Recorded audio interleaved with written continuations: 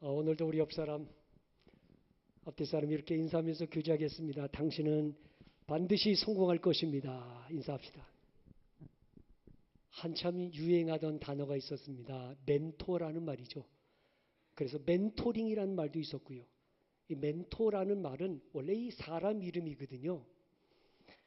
이 멘토라는 말은 현명하고 신뢰할 수 있는 상담자, 지도자, 때로는 스승을 말하는 것입니다.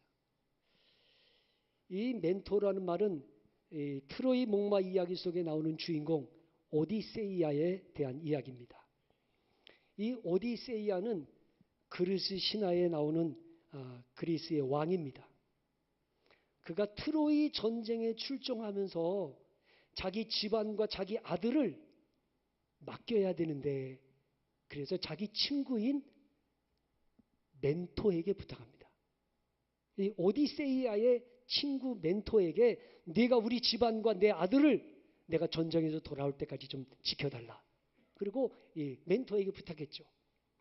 그 멘토가 10년 동안 이 오디세이아의 집안을 돌보면서 그 아들 텔레마코스를 10년 동안 때로는 아버지처럼, 때로는 친구처럼, 때로는 상담가로 이 텔레마코스를 10년 동안 훌륭한 아들로 키우는 거예요. 그래서 그때부터 이 멘토라는 말을 지혜와 신뢰로 한 사람의 인생을 이끌어주는 지도자와 다 같은 동의어로 사용하게 된 것이죠. 멘토. 여러분 역대하 24장에 보면 유다의 요시야 왕이라는 에 대한 기록이 나와요. 요시야 왕 1절 2절에 이렇게 말합니다. 요아스가 왕위에 오를 때 나이가 7세라. 예루살렘에서 40년 동안 다스리니라. 그의 어머니의 이름은 시비아요 부엘세바 사람이더라. 제사장 여호야다가 세상에 사는 모든 날에 요아스가 여호와 보시기에 정직하게 행하였으며. 자, 이 요아스라는 왕은 7살의 왕이 됐습니다. 철부지 7살 아이가 어떻게 나라를 다스립니까? 그런데 성경에는 요아스가 여호와 보시기에 정직하게 행했다. 그 이유가 뭐예요? 여호야다라고 하는 제사장이 멘토가 돼서 요아스 왕을 때로는 충고도 해주고 조언도 해주고 그에게 현명하게 판단할 수 있도록 뒤에서 가르쳐주고 지도해 주었어요. 그래서 성경이 이렇게 말합니다. 여호야다가 세상에 사는 모든 날에 요아스가 여호와 보시기에 정직하게 행하였습니다. 문제는 여호야다가 죽은 다음에 이 요아스가 악한 왕이 되어버려요. 그러니까 여호야다가 살아있을 동안에는 그렇게 선한 일을 하던 왕인데 여호야다가 죽은 다음에 요아스는 악한 왕이 돼요. 하나님의 말씀을 버려요. 그리고 여호야다의 아들을 죽여요. 은혜를 원수로 갚은 거죠. 결국에는 이 요아스 왕은 자기 신하가 반역을 꾀해가지고 신하의 손에 죽어요. 비운의 주인공이 되고 말아요. 그러니까 이 요아스 왕을 보면서 우리가 뭘 깨닫느냐면 한 사람의 멘토가 얼마나 중요하냐. 여호야다라는 멘토가 살아있을 동안에는 7살짜리 철부지 요아스가 나라를 잘 다스렸는데 여호야다가 죽은 다음에 요아스는 말씀을 버리고 악한 일에 빠져서 불행해지고 말아요. 멘토. 한 사람의 멘토에 의해서 성공자가 되기도 하고 실패자가 되기도 하더라는 것입니다. 웨인 코데이라고 하는 목사님이 성경에서 만난 내 인생의 멘토 이런 책을 썼는데, 이 웨인 코데이 목사님은 하와이 호놀룰루 새소망교회 담임 목사입니다.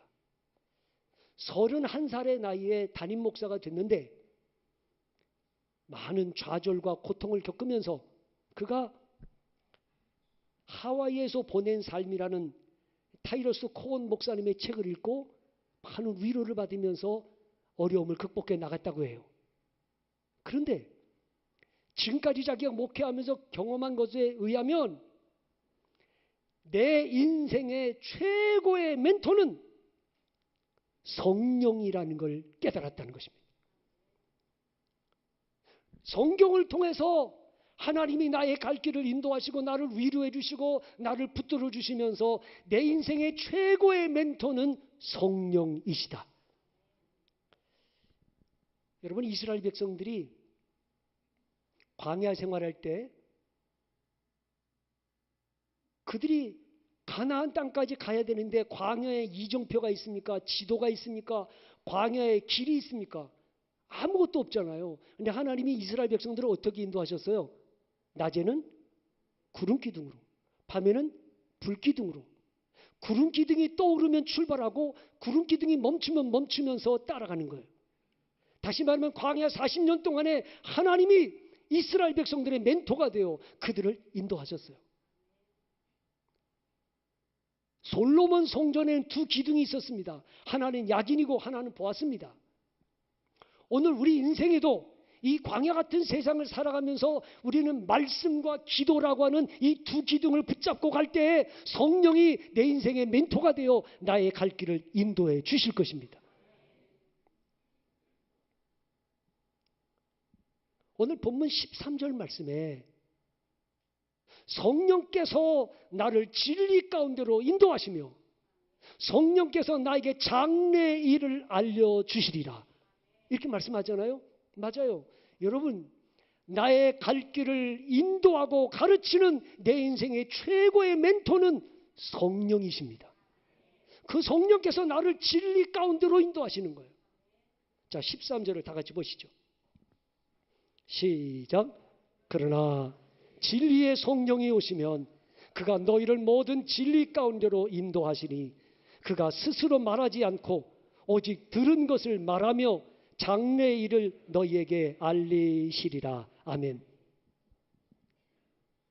그 성령이 하시는 사역이 크게 두 가지인데 하나는 우리를 진리 가운데로 인도하신다. 뭐가 진리입니까? 예수 그리스도가 진리죠. 그러니까 성령은 내 인생의 멘토가 돼서 예수 그리스도가 누구인지, 아니 예수 그리스도의 십자가, 예수 그리스도의 부활이 깨달아지고 믿어지도록 역사하는 게 성령이십니다. 나를 진리 가운데로 예수 그리스도께로 나아가도록 이끌어주시는 멘토가 누구냐? 성령이신 거예요. 성령이 아니면 예수님을 나의 구주로 믿을 수 없습니다. 그래서 고린도전서 12장 3절에 이렇게 말합니다. 성령으로 아니하고는 누구든지 예수를 주시라 시인할 수 없느니라. 오늘도 성령께서 내 인생의 멘토가 되어주실 때 나를 예수 그리스도께로 인도하고 그 예수님을 나의 구주로 믿게 하고 그 예수님을 따라가도록 이끌어 주시는 거죠. 뿐만 아닙니다. 여러분, 이 진리의 말씀인 성경책을 우리가 읽고 깨달아야 되는데 누가 가르쳐줘요? 말씀을 기록한 건 성령의 감동을 받은 사람들이 이 말씀을 기록한 것이기 때문에 성경은 공부 많이 한 사람이라고 해서 깨달아지는 게 아니고 성령이 나의 멘토가 돼서 말씀을 깨달아 알게 해주실 때 말씀이 깨달아지고 믿어지고 은혜가 되는 줄 믿습니다. 성령이 멘토가 되어주셔야 진리의 말씀을 깨달아 알 수 있어요. 그뿐 아닙니다. 내가 말씀을 알고 말씀을 들었지만 말씀을 지킬 수가 없어요. 말씀을 아는데 말씀을 따라갈 수 못해요. 이유가 뭐예요? 성령이 내 멘토가 돼서 나를 이끌어 주실 때 내가 말씀을 지킬 수 있는, 말씀을 따라가는 사람이 되게 만들어 주시는 거예요. 누가? 성령께서. 그래서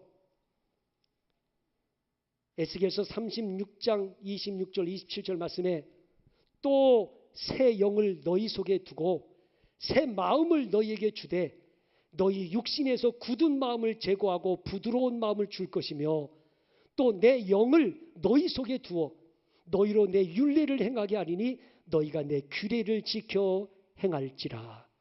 다시 말하면 하나님의 성령이 내 안에 들어와서 나를 다스릴 때 내가 율례와 규례를 지키는 자가 될 수 있다는 것입니다. 오늘도 성령께서 내 인생의 멘토가 되어 주실 때 주님의 뜻을 따라 주님의 말씀을 따라 살아가게 될 것입니다. 성령이 나를 이끌어 주실 때 내가 의의 길로, 생명의 길로, 그리고 복된 길로, 영광의 길로 나아가도록 이끌어 주실 것입니다. 성령께서 내 인생의 멘토가 되어 주실 때 좌절하는 일, 절망하는 일, 비관하는 일은 절대로 없습니다. 왜? 성령은 언제나 내 곁에서 나를 위로하고 격려하고 내게 힘을 북돋아 주시기 때문이죠. 성령께서 내 인생의 최고의 멘토라는 걸 기억하며 살 수 있기를 바랍니다. 성령은 나를 진리 가운데로 인도하기도 하지만 나로 다가올 미래를 대비하게 만들어줘요. 왜요? 장래의 일을 알려주시기 때문이죠. 그렇다고 해서 장래의 일을 알려준다니까 점쟁이처럼 나 이번에 우리 딸 수능시험에 합격할까요? 떨어질까요? 내 남편 승진할까요? 안 할까요? 뭐 이런 거 가르쳐준다는 말이 아닙니다. 장래의 일을 알려준다는 것은 하나님의 뜻을 위해서 우리에게 필요할 때 하나님의 성령을 통해서 알려주시는 거예요. 마치 이런 거죠. 예수님이 언제 재림하시나 아무도 몰라요. 그 성경이 이렇게 말하죠. 예수님 재림에 대해서 마태복음 24장 36절에 그러나 그날과 그때는 아무도 모르나니 하늘의 천사들도 아들도 모르고 오직 아버지만 아시느니라. 만약에 예수님이 재림하는 날짜를 몇 년도 몇 월 며칠 날 온다 이렇게 말하는 사람은 100% 거짓의 영에 의한 사람일 거예요. 그러나 데살로니가 전서 5장 1절로 3절 말씀에 형제들아 때와 시기에 관하여는 너에게 쓸 것이 없음은 주의 날이 밤에 도둑같이 이를 줄을 너희 자신이 자세히 알기 때문이라. 그들이 평안하다 안전하다 할 그때 임신한 여자에게 해산의 고통이 이른 것 같이 멸망이 갑자기 그들에게 이르니니 결코 피하지 못하리라. 그러니까 예수님의 재림은 도둑같이 임할 거다. 갑자기 임할 거다. 그러나 그 다음 4절 6절에 뭐라고 말합니까? 형제들아 너희는 어둠에 있지 아니하며 그날이 도둑같이 너에게 임하지 못하리니 너희는 다 빛의 아들이요 낮의 아들이라. 우리가 밤이나 어둠에 속하지 아니하나니 그러므로 우리는 다른 이들과 같이 자지 말고 오직 깨어 정신을 차릴지라. 그러니까 하나님의 자녀들에게는 예수님의 재림이 도둑같이 임하지 않을 거라는 거죠. 미리 예수님이 오실 때가 되면 우리의 임박한 예수님의 재림을 알 수 있도록 성령께서 우리에게 준비하게 해주실 거라는 거죠. 마치 임신한 여인이 해산할 때가 오면 고통이 오잖아요. 그 고통이 올 때 산고가 올 때 아이가 나올 때가 다 됐구나 라고 아는 것처럼 성령의 사람들은 이 시대의 징조와 사건을 보면서 성령께서 우리에게 예수님이 점점 다가오신다는 걸 그런 사건과 징조를 보면서 알도록 가르쳐 주신다는 것이죠. 날짜를 가르쳐 준다는 얘기 아니에요. 사건과 징조를 보면서 예수님의 재림이 임박했구나. 내가 깨어 기도해야 되겠구나 라고 우리로 준비하도록 장래의 일을 알려주신다는 거죠. 사도행전에 보니까 사도행전 20장 22절 23절에 사도 바울이 이렇게 말합니다. 보라 이제 나는 성령에 매여 예루살렘으로 가는데 거기서 무슨 일을 당할는지 알지 못하노라. 오직 성령이 각성해서 내게 증언하여 결박과 환난이 나를 기다린다 하시나. 그러니까 사도 바울이 예루살렘으로 올라가는데 성령이 뭐라고 알려주셨어요? 네가 예루살렘에 올라가면 너를 잡는 사람이 있을 거고 너는 결박하여 환난을 당하게 될 거다 라는 걸 사도 바울에게 성령이 알려주셨어요. 왜요? 깨어 기도하라고, 다가올 미래를 준비하라고, 마음을 단단히 먹으라고 성령께서 사도 바울에게 알려주신 거예요. 준비하라고 알려주신 거예요. 뭐 창세기 6장에 보면 13절 14절에 하나님이 노아에게 이렇게 말씀하잖아요. 하나님이 노아에게 이르시되 모든 혈육 있는 자의 포악함이 이 땅에 가득함으로 그 끝날이 내 앞에 이르렀으니 내가 그들을 땅과 함께 멸하리라. 너는 고르페 나무로 너를 위하여 방주를 만들되 그 안에 칸들을 막고 역청을 그 안팎에 칠하라. 하나님이 노아에게 방주를 예비하라. 하나님의 심판이 있을 거다라고 알려주시잖아. 내가 방주를 예비함으로 하나님의 심판을 대비하고 준비하라고 알려주신 것이죠. 오늘도 성령은 우리로 하여금 다가올 미래를 대비할 수 있도록 그때그때마다 우리에게 사건을 통해 꿈을 통해 말씀을 통해 우리에게 알려주시는 줄 믿습니다. 성령은 내 인생의 멘토가 되어 다가올 미래를 준비하게 해주신 거죠. 특별히 애굽의 바로 왕이 꿈을 꿨는데 이 꿈을 아무도 해석을 못하는 거예요. 답답해하고 있을 때 바로 왕의 술관원이 옛날 요셉과 감옥에 있을 때를 생각하면서 요셉을 추천한 거예요. 그래서 바로 왕이 요셉을 불러다가 네가 내 꿈을 해석해거라. 그리고 꿈 이야기를 쭉 해줬어요. 그랬더니 요셉이 그 꿈을 듣고 이렇게 말하잖아요. 왕이요, 온 애굽 땅에 7배 큰 풍년이 있겠고 후에 7배 흉년이 들게 될 것입니다. 그러므로 풍년이 들었을 때 공물을 저장해 두어 흉년을 대비하시면 이 나라가 망하지 아니하리이다. 자, 하나님이 요셉에게 다가올 미래를 대비하도록 알려주셨어요. 뭐를?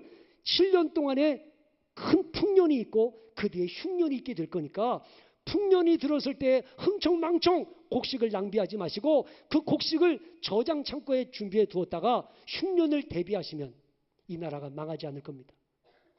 결국에는요, 요셉의 말대로 7년 풍년이 들었을 때 곡식을 다 창고에다 비축해 두었죠. 그 다음에 7년 흉년이 들었을 때 온 나라가 기근이 들어가지고 먹을 게 없을 때 주변에 있는 모든 나라들이 곡식을 사러 애굽으로 다 오잖아요. 그때 애굽에서 곡식 창고를 열어가지고 비싼 값에 곡물을 팔아가지고 경제 대국을 이루었어요. 요셉 한 사람 때문에. 성령의 사람, 하나님의 사람, 장래일을 대비하고 준비하도록 요셉에게 미래를 알게 해주셨어요. 여러분, 성령을 멘토로 삼고 살아가는 사람은 위기에 처한 국가를 살릴 수도 있고 경영난으로 허덕이는 회사를 살릴 수도 있고 침체된 교회를 일으킬 수도 있고 무너진 가정을 회복시킬 수도 있어. 성령을 멘토로 삼고 살아가는 사람, 그 한 사람이 요셉 한 사람 때문에 애굽이 살아난 것처럼 말이죠. 지금 이 나라에도 이런 성령을 멘토로 삼고 살아가는 믿음의 사람 한 사람이 있다면 위기를 극복해 나갈 수도 있어요. 우리 모두가 내 인생의 최고의 멘토는 성령이라는 걸 잊지 마셔야 합니다. 여러분, 정말 힘들고 지쳐서 낙심이 될 때 그때 여러분 성령을 의지하실 수 있기를 바랍니다. 누구에게도 말 못할 고민거리가 아픔이 있다면 성령에게 아뢰일 수 있기를 바랍니다. 갈 바를 알지 못하고 방황하고 있을 때 성령의 도우심을 구하시기를 바랍니다. 왜? 성령은 내 인생의 최고의 멘토이시니까. 찬송가 382장이 뭐냐 하면 너 근심 걱정 말아라, 그런 찬송이에요. 그런데 이 382장 찬송가를 누가 작사했는가 하면 마틴 여사가 작사했습니다. 그리고 이 작곡 곡을 붙인 게 누구냐? 마틴 여사의 남편인 마틴 목사님이 작곡했습니다. 이 곡이 만들어지게 된 배경이 있습니다. 1904년 마틴 목사님 부부가 어린 아들을 데리고 뉴욕을 방문하게 됐습니다. 왜? 뉴욕에 있는 교회에 가서 설교 부탁을 받았기 때문에. 그래가지고 그날 저녁에 마틴 목사님이 설교를 하러 가야 되는데 갑자기 사모님이 아파가지고 꼼짝도 못하는 거예요. 그러니까 마틴 목사님이 고민이 되잖아요. 설교하러 가야 되나, 아내를 돌봐야 되나. 그래서 마틴 목사님이 사모님에게 이렇게 얘기했어요. 여보, 아무래도 오늘 저녁 설교하러 못 갈 것 같아. 내가 자리를 지켜야 하지. 당신이 어떻게 될지도 모르는데 내가 교회에 연락해서 오늘 저녁 설교하러 못 간다고 연락할게. 그러니까 옆에 있는 아들이, 어린 아들이 그 말을 듣고 아빠한테 이렇게 말하는 거예요. 아빠가 오늘 밤 해야 될 설교가 하나님이 원하시는 거라면 아빠가 안 계시는 동안 하나님이 엄마를 돌보실 거라는 생각 안 해보셨어요? 야, 웬만한 사람보다 낫잖아요? 아니, 오늘 저녁 아빠가 설교하러 가는 거 하나님이 원하는 거라면 하나님이 엄마를 지켜줄 거라는 생각 안 해보셨어요? 그 말을 듣는 순간 이 목사님이 그냥 충격을 받았어요. 맞다. 그래. 내가 곁에 있다고 이 아내가 안 아픈 것도 아니고 내가 설교하러 가면 하나님이 알아서 책임져 주겠지. 그리고 저녁에 설교하러 가신 거야. 설교하러 갔는데 이 사모님도 그 어린 아들의 말에 은혜를 받고 감동을 받아가지고 내가 이렇게 누워있으면 되겠나. 벌떡 일어났어. 벌떡 일어나가지고 하나님 앞에 감사의 시를 쓰기 시작한 거야. 그 시가 이거예요. 너 근심 걱정 말아라. 주 너를 지키리. 주 날개 밑에 거하라. 주 너를 지키리. 주 너를 지키리. 아무 때나 어디서나 주 너를 지키리. 늘 지켜주시리. 그래 그 가사를 막 하나님 앞에 감사의 시를 써가지고 남편이 돌아올 때 남편에게 내밀면서 여보, 내가 오늘 우리 아들의 말에 감동받아서 시를 하나 썼어요. 목사님이 그 시를 읽으면서 눈물을 흘리면서 거기다 곡을 붙인 거야. 그래서 382장 찬송가가 탄생됐어요. 너 근심 걱정 말아라. 주 너를 지키리. 주 날개 밑에 거하라. 주 너를 지키리. 주 너를 지키리. 아무 때나 어디서나 주 너를 지키리. 늘 지켜주시리. 할렐루야. 여러분, 지금 내 자녀들이 멀리 떨어져 있어. 해외에 가 있든지 군대에 가 있든지 아니면 지방에 가 있든지 자녀들이 떨어져 있어. 하지만 내가 이 성전에서 내 자녀를 위해서 간절히 기도하면 하나님의 성령께서 시간과 공간을 초월해서 내 자녀들을 돌보시고 은혜를 베풀어 주실 줄 믿습니다. 성령께서 내 인생의 멘토가 되어주시고 그 성령께서 나의 기도를 들으시고 내 자녀가 어디에 있든지 성령께서 그들과 함께 해주실 것이다. 이 험한 세상을 살면서 외롭고 지치고 낙심되고 좌절되고 두렵고 그럴 때마다 내 인생의 최고의 멘토는 성령이시다. 내 안에 계신 주님, 내 안에 계신 성령께서 나를 위로해주고 격려해주고 나를 진리 가운데로 인도해주시고 장래일을 알려주시며 다가올 미래를 대비하도록 나를 지켜주시는 분이 성령이시다. 오늘 여러분 모두가 내 인생 최고의 멘토가 성령이심을 믿고 그 성령을 의지하며 성공적인 인생을 살아가실 수 있기를 주님의 이름으로 축원합니다. 기도하겠습니다.